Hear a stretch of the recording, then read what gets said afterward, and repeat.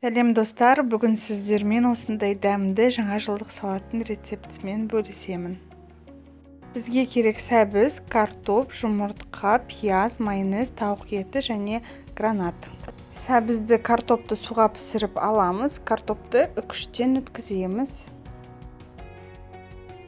Әдемі ыдысымызды алып, осылай ортасына стаканды қоямыз. Кейін ол стаканды алып тастайтын боламыз. Картопымызды үкіштен өткізілген осылай жан-жағына түзулетіп, әдемілеп салып шығамыз.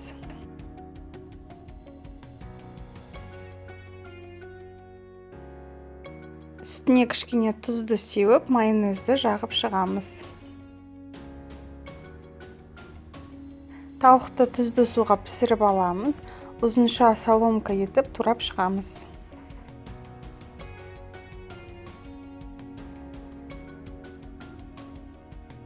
Картоптың үстіне туралған тауығымызды салып шығамыз. Үстіне майонез жағамыз. Пиязды майдалап тураймыз.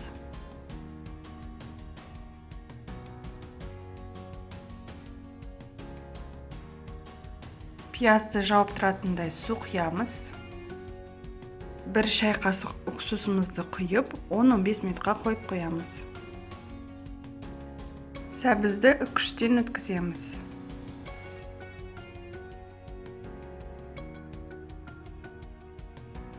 Тауықтың үстінен үкіштен өткізілген сәбізімізді саламыз.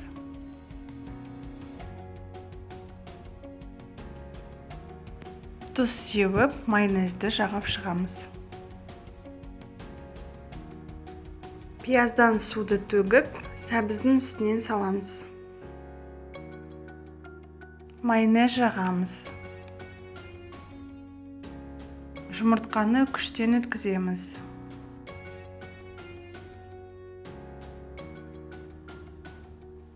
Жұмыртқаны салып түзулейміз. Тұз сеуіп, майонез жағамыз. Укропты жуып, кептіріп, осылай салатымыздың үстінен қойып шығамыз.